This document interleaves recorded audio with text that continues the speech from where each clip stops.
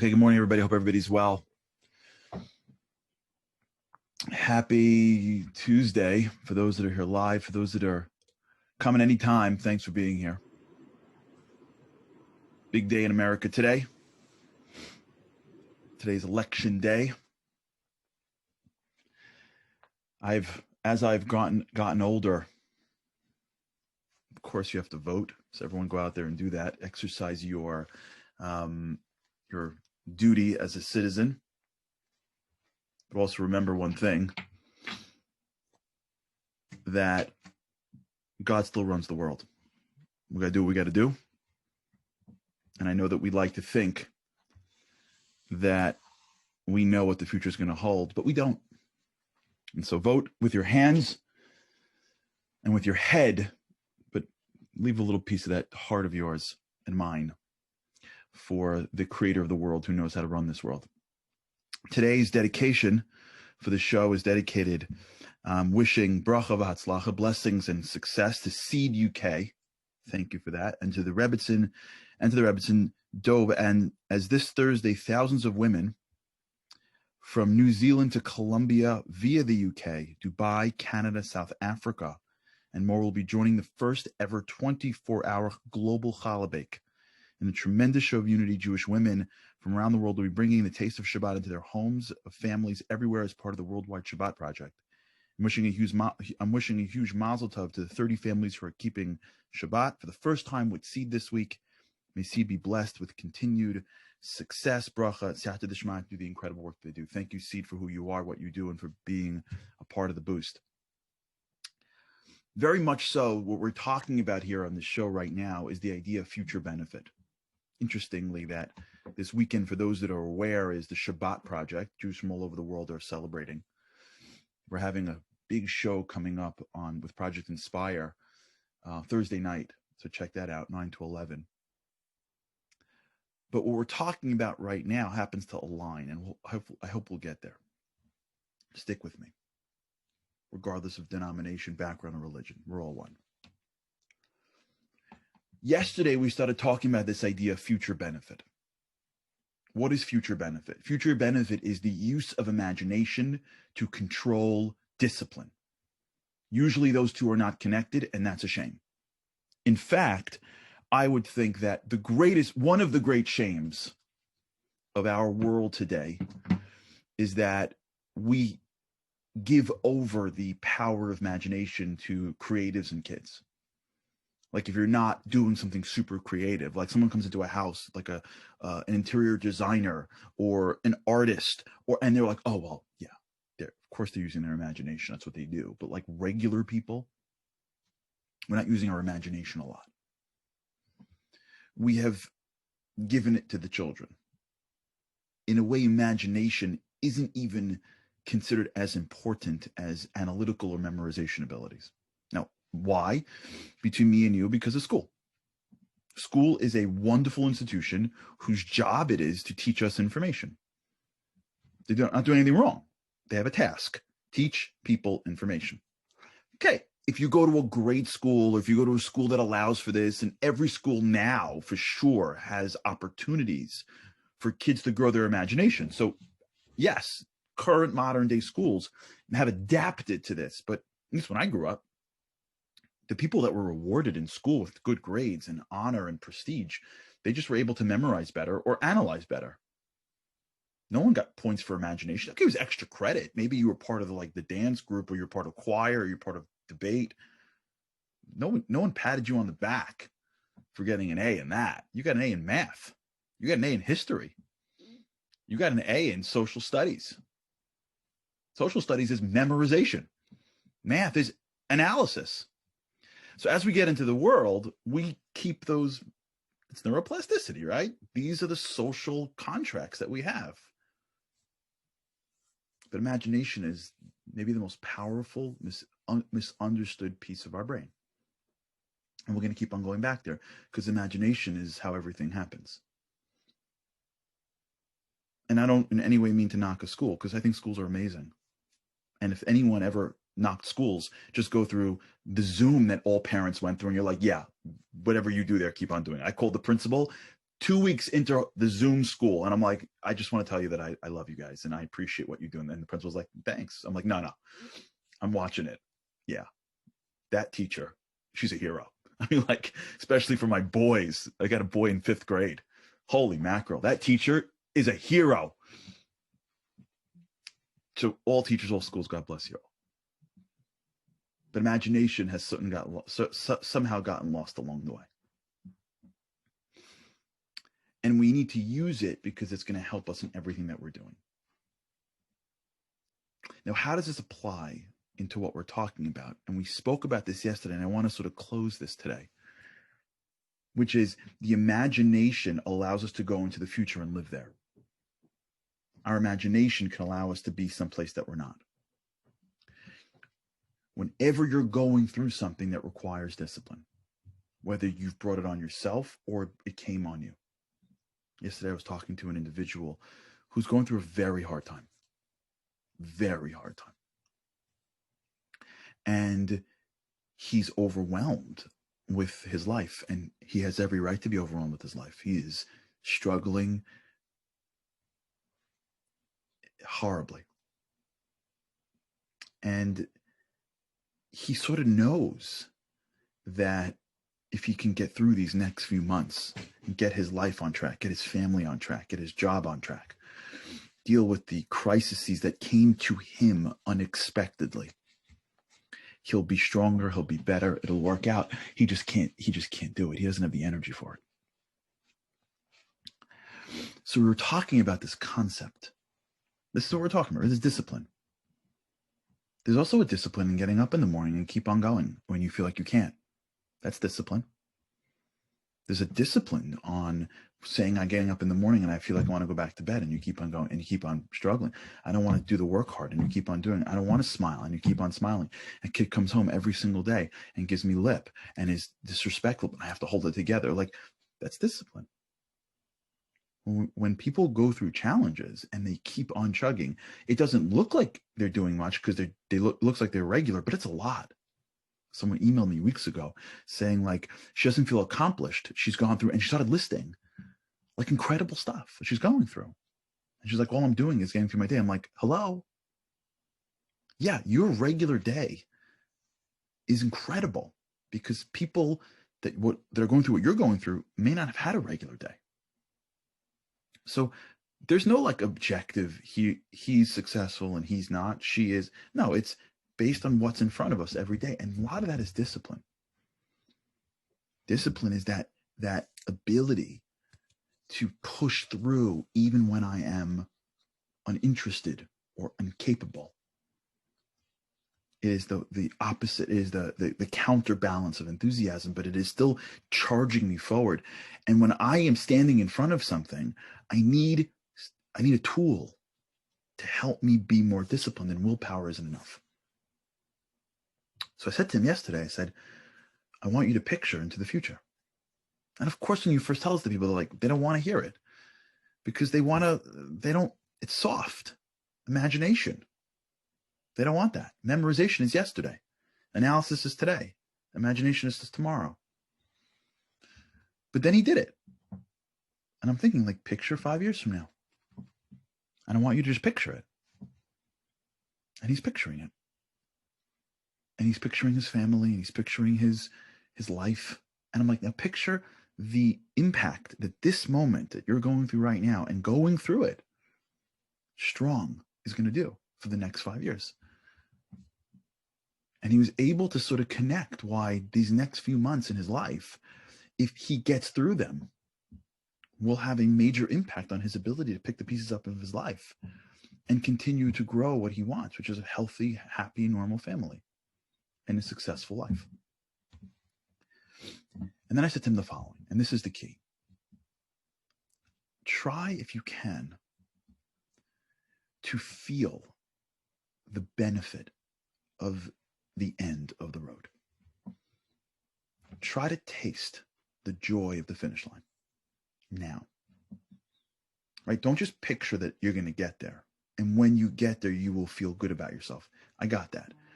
Try to picture how good you're going to feel when you look back in your life in 5 years.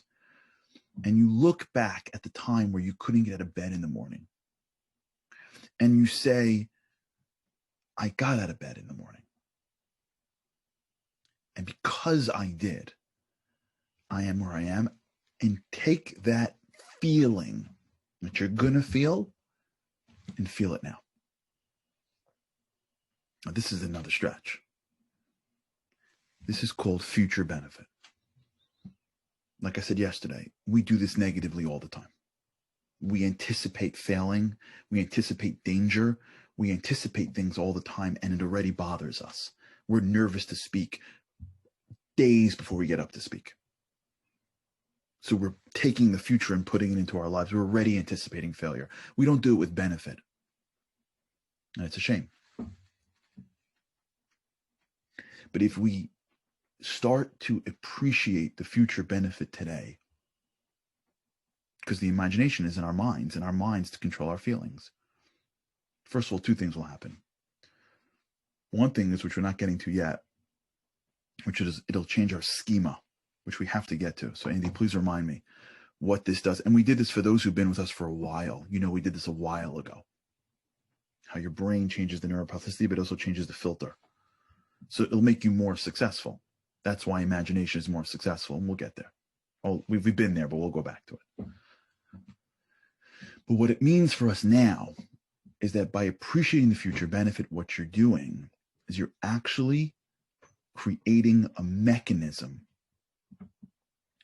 to remove yourself from the present.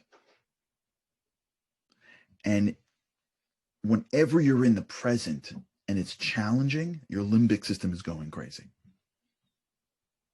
So if you're in a situation, whether it's small or large, and you are up against a limbic system that is emotional, it's going to overwhelm rational thought. So if I want something to eat that I shouldn't eat, or say something I shouldn't say, or do something I shouldn't do, or not do something that I should do, and I'm in that moment, and my limbic system, my emotional system, my amygdala, my fight or flight is triggering, it's going to overwhelm my rational system. That's why we do things that make no sense. That's why people do things that destroy their lives, because they're not acting rationally. They're not dumb. There are people out there that are running companies that go out and do something that destroys their lives. How could that be? There are people that are giving advice. There are psychologists giving advice to people to build their lives and destroying their lives. How? Don't you know? The answer is yeah, but the knowledge is here. Once this thing gets triggered, I'm lost in this moment. The emotions are making it. Now, what is happening when your emotions are going off is that you get lost in this moment. You're here. You can't see that out of the trees. You're lost in that emotion. The emotion overwhelms you. You're so tired, you can't get out of bed. You're so angry, you can't not say those words. You're so hungry, you cannot eat that thing. Your temptations to do this thing overwhelms you, right? The feelings of what's it worth? Who cares? Who cares? Everything is going crazy. That's what's happening right now in America today. Today, right now, people are going out of their minds. If this person wins, country's finished. Screaming, yelling. Do you know that in New York right now, there's word that there's riots going to break out tomorrow? Riots. I hope not. They're planning for riots. This is 2020. These are adult human beings. Why would you riot for? I can't. What, if he wins, the world is coming to an end. Pick the guy you like.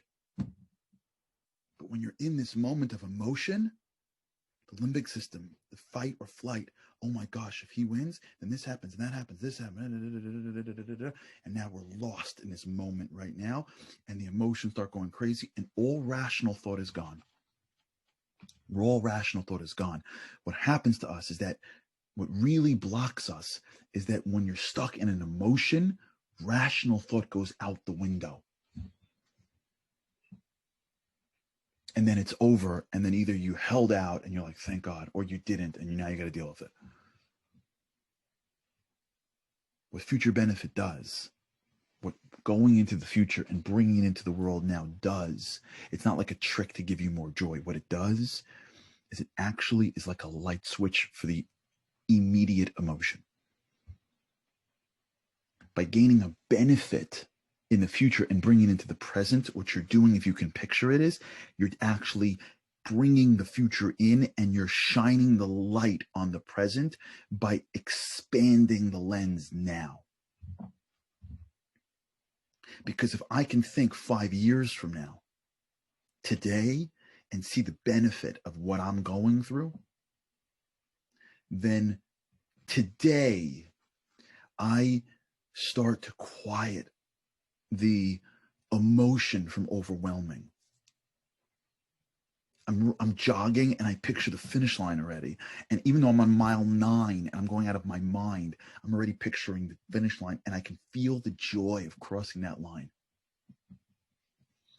So my body is saying, emotional, saying, stop, stop, you're going to die, you're going to die, you're going to die. And I'm trying to get my rational brain going, but it won't, because there's so much emotions. But I bring that benefit in and go, okay, wait, I'm going to be at the finish line, and it's going to be amazing. I'm going to see my friends, and my family's going to be there. And it's going to be, and as soon as you do that, you're taking the emotion and you're expanding it out to the future. You're quieting the system. You see that kid who's 15 years old, disrespectful, and you're like, are you serious? And the emotions start coming up. And then you look 5 years down the line, 3 years down the line, he's 20 years old. And because he's 20 years old and you were able to increase the love for him, let's say, or the affection for him by 15%, or you model the behavior of what happens when you are in a struggle and it's not yelling, or you're a little bit closer, whatever it is. And over the course of that time, you've calmed yourself down and you've given him more love than you would have otherwise given him, cementing that relationship. You're already picturing the relationship better at 20. You bring it into that moment. And as the kid gives you disrespect, you go, this is temporary. He's 15. 15-year-olds are not human beings. Teenagers aren't humans. They're just evolving as humans. They're almost humans. In Hebrew, 16 is Hebrew for Shesh Esrei. So a friend of mine who's Israeli says they call it Tipesh Esrei, which means the foolish time. The kids, teenagers, they're going through life. They're battling so much internally, externally. They're not ready. So as a parent, little kids, my own personal growth, I'm already picturing what it's like to nail this down and getting up at this time, or taking this on, or feeling close to the Creator, or whatever the thing I'm doing. I'm already there, and I draw it in. And as every part of me goes, don't, I'm like, whoa, wait a second. I can taste the win. And as soon as you can bring that into your life, you bring the future better into the present, and you start to taste the end, it shines the light on the emotion. And it quiets it a little bit. Because it gives your brain another alternative. And the alternative is not, don't listen to your emotion. That don't work. When you're emotional, the alternative is not calm down. You ever have that? You ever get into a fight with someone and you get a little emotional? They're like, calm down. Can you just calm down? You're like, really? Did you ever once go, oh, calm down? I never thought of that. You know what? I should really calm down. You're right. I feel much better now. No, it doesn't happen. Now you calm down. You're already there. You're ready to win. This is connecting it to Shabbat for a second. This is the taste of what Shabbat is. Shabbat, in the world to come, we believe that there's a time where we get to really bask in the glory of God, if you will. We're not worried about work. We're not worried about running around the world. We're not worrying about these things. We get to be spiritual beings. But it's hard to be a spiritual being when you're supposed to be in the world and building and fixing the world. God created an imperfect world on purpose. So this whole concept of Shabbat, for those that are interested, is that there's a taste of the future. It's called me'ain in Hebrew. Me'ain is like a taste or a piece. Olam haba. It's a piece of the next world. It's a piece of the spiritual existence. You don't get it fully. You got to go back to work, but at least one day you get to like shut the place down and not run around and just be connected to your soul. Now, why is it so critical for? Because this is the light switch. This is how it works. The quicker we go and turn this on, the more, as soon as I feel the emotion coming, I go right to my benefit. You do this once, wonderful. You do this twice, amazing. Do this every single day. The next time you get emotional, after you start doing this consistently, you go right to that future benefit. It's like if anyone here wakes up when it's still dark. If you wake up when it's still dark once and you can't find the light switch to the bathroom, you're like feeling the walls, like you're walking into walls.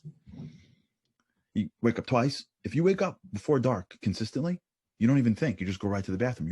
Your body knows how to navigate the dark hallway, and your hand just clicks the switch as you're walking into the bathroom. There's no like, wait, where is it again? The light switch for the impulse is future benefit. Try it once. It's hard. How do I get it? What does that mean? What is he talking about? Like, do I feel it? Don't I feel it? Yeah, this is messy in the beginning. Try it again. Oh my God, it felt good. Try it again and try it again. You do this with me for the next 2 weeks. Every day, you pick one thing that's making you emotional and you think about the benefit of when you overcome it, bring it into your life. Do it every single day for 2-3 weeks. You know what's going to happen after a while? We're going to go through life. If there's a curveball coming our way, you can feel the emotion coming up and your brain goes, oh, boom, future benefit. Control. Discipline. Hack the brain, because the brain works for us. All right, let's continue this. We're going to hopefully try to conclude out. It's Tuesday today, so hopefully we're going to try to finish this trait. Maybe we'll do another summary, and then we'll send around the last summary and this summary together. We'll do a little summary by the end of the week. So incredible day. Go out there and vote. Remember, whoever you vote for, God still runs the world. So do the best we can, but let's get a grip. Try today, if you can, one time, to mess around with this concept of future benefit. Think about whatever you're struggling with. Go into the future. Think about when you win. Bring that joy back to now and see how it feels when you're in that emotional moment. Let me know. Okay. Thanks for tuning in. Love you guys. What would I do without you? What would I do without you? Can't wait to see you again tomorrow. Have a great day. With God's help, can't wait to see you tomorrow.